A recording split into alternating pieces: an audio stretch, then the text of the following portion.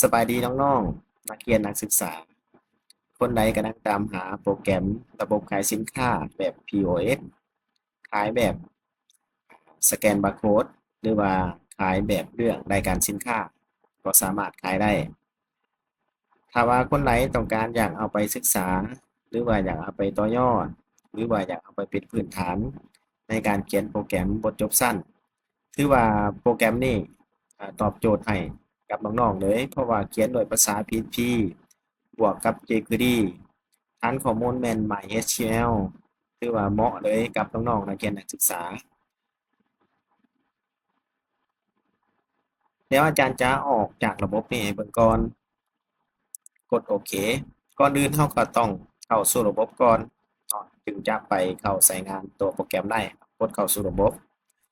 ถ้าว่าใส่รหัสผ่านหรือว่าใส่ชื่อผิดเนาะระบบมันจะแจ้งเตือนมาแบบนี้ฉะนั้นแล้วใส่ชื่อให้ถูกเข้าในนามของแอดมิน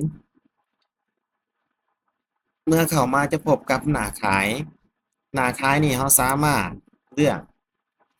รายการขายหรือจะค้นหาสินค้าเราก็สามารถค้นหาสินค้าได้เช่นสินค้าเป็นเบียร์เนาะเราสามารถเลือกได้เห็นบ่เลือกขายได้หรือเราจะสแกนบาร์โคดขายก็ได้เนาะมีบ่รหัสนี่มีเราก็สแกนขายจะเป็นลักษณะแบบนี้ หรือเราต้องการอยากเพิ่มจำนวนสินค้าเราก็สามารถเพิ่มได้หรือต้องการอยากลบรายการสินค้าก็สามารถลบได้ระบบนี้ป้องกันให้ได้เด้อถ้าว่าในกรณีที่ว่าไฟฟ้าลับหรือว่าคอมมีปัญหาเราสามารถเปิดคอมขึ้นมาแล้วก็เปิดโปรแกรมขึ้นมา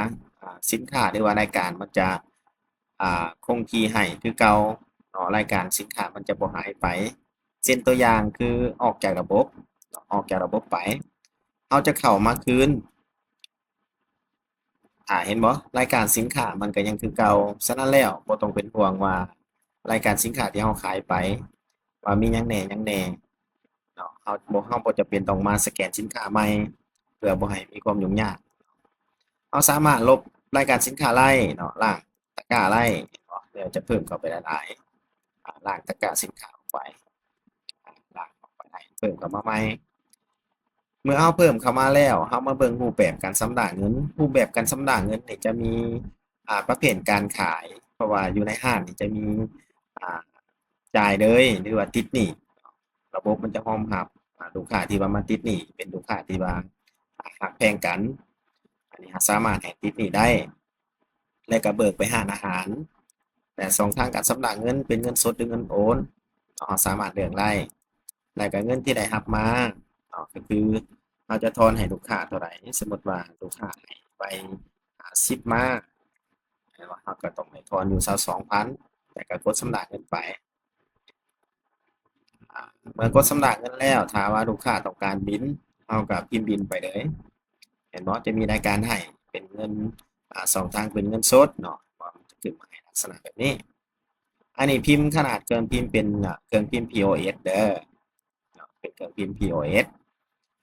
อันนี้เป็นรูปแบบในการขายเดี๋ยวเรามาเบิ่งรายงานจะมีรายงานให้สต็อกสินค้ามีจักรายการสินค้าเหลือน้อยสินค้าเหลือน้อยนี่เราสามารถพิมพ์ใบบิลได้เพื่อจะซื้อสินค้าเข้ามามีจักรายการแล้วเรามาเบิ่งรายงานต่อไปรายงานต่อไปนี่แม่นยอดขายในเดือนนี้ยอดขายยอดขายมื้อนี้เนาะมื้อนี้ก็เราสามารถสรุปได้เลยเพราะว่าเราขายมื้อนี้นี่เป็นเงินโอนเงินสดเท่าไหร่รวมเป็นเงินเท่าไหร่เราก็มาสรุปอยู่ให้เนาะมันจะสรุปให้เลยเนาะสรุปยอดขายประจำวันที่17เดือน9ปี2025ระบบมันจะสรุปให้แบบนี้เราก็มานับเงินตัวจริงเบิ่งว่ามันได้ตามที่เราขายบ่แล้วมาเบิ่งรายงานต่อไปจะมีรายงานยอดขายเดือนนี้ปีนี้แล้วก็สินค้าขายดีลูกค้าติดหนี้ยอดหนี้ค้างจ่ายมีบ่ถ้าบ่มีระบบมันก็บ่ขึ้นมาให้แล้วก็อาหารเบิกไปเท่าไรแล้วก็อาหารเบิกไปมื้อนี้มีบ่มีระบบมันก็บ่ขึ้นมาให้เงินโอนทั้งหมดเท่าไรโอนมื้อนี้มีบ่มีมันก็บ่ขึ้นมาให้ถ้าว่าอยากให้มีเงินโอนเราก็ต้องมาขายสินค้าก่อนเอาเป็น12,000เปลี่ยนเป็นเงินโอนกดชำระเงินไปมาเบิ่งรายงาน รายงานเงินโอนมันจะขึ้นมา 12,000 เห็นบ่มันจะขึ้นมาให้ถ้าเราสรุปมื้อนี้เนาะสรุปยอดขายมื้อนี้เราขายได้เท่าไรเราก็ปรินต์ออกมาระบบมันจะคำนวณให้เนาะจะเป็นลักษณะแบบนี้ แล้วมาเบิ่งรายงานต่อไปนี่เป็นการนำเข้าสินค้าเนาะสินค้าทั้งหมดเนาะสินค้านำเข้ามื้อนี้จากรายการเนาะเดือนนี้จากรายการปีนี้จากรายการจะสรุปให้ประมาณนี้เนาะส่วนอันอื่นก็บ่ค่อยได้ใช้ดอกเนาะถ้าว่ามีหยังอยากให้เพิ่มเติมก็สามารถเพิ่มเติมเข้าได้มาเบิ่งซ้ายมือเป็นการบันทึกเนาะจะมีประเภทสินค้าแล้วก็หัวหน่วยอัตราแลกเปลี่ยนเนาะสต็อกสินค้าเนาะสามารถเพิ่ม สินค้าไล่สินค้าที่ว่าบ่มีบาร์โคดเราก็กดเลือกเป็นแบบบ่มีบาร์โคดระบบมันจะเจนให้อัตโนมัติเลยถ้าว่ามีบาร์โคดปกติเราก็คลิกมาเนาะเอาสินค้ามาสแกนแล้วก็นำเข้าเนาะประเภทสินค้าเราก็เลือกไว้เนาะราคาต้นทุนราคาขายอย่างจำนวนสต็อกจำนวนแจ้งเตือนสต็อกเท่าไหร่แล้วก็ใช้งานบ่หรือว่า สินค้าที่ว่ายังได้ขายอยู่บ่หรือว่าบ่ได้ขายเนาะเราก็เลือกรูปแบบแล้วก็รูปภาพสินค้าถ้ามีแล้วก็ผู้จัดจำหน่ายหรือว่าซัปพลายเออร์เนาะเราสามารถเพิ่มได้อยู่นี้แล้วก็นำเข้าสินค้าการนำเข้าสินค้านี่เราก็เลือกผู้ซัปพลายเออร์ก่อนแล้วก็เลขวินแล้วก็วันที่สั่งซื้อแล้วเราก็สามารถเอาหลายๆรายการเข้าได้ถ้าว่าสินค้าอันเดียวกันระบบมันจะแจ้งขึ้นมาแบบนี้ถ้าสินค้าคนละอันระบบมันก็ เพิ่มแถวใหม่ให้เราสามารถเพิ่มหลายๆรายการได้เนาะในการนำเข้าสินค้าหรือเราจะลบออกไปก็ได้แบบนี้เนาะระบบมันจะไปเพิ่มให้อยู่ในสต็อกถ้าว่ามีการนำเข้าสินค้าและก็การคืนสินค้าหมายความว่าลูกค้ามาส่งคืนเนาะสมมุติว่าเอามาเบิ่งรายการขายคือเราขายไปนี่มีอยู่1รายการเนาะคือเป๊ปซี่เนาะเป๊ปซี่อ่า เรามาเบิ่งแบบ490เนาะเรามาเบิ่งแบบ490แบบ4เนาะแบบ4มีอยู่91เนาะ91รายการถ้าว่ามีการส่งคืนเนาะส่งคืนเราก็เลือกใบบิลล่าสุดที่เราขายไปเรารู้เดี๋ยวแอดมินจะเบิ่งรหัสบาร์โคดของเป๊ปซี่ก่อนเป๊ปซี่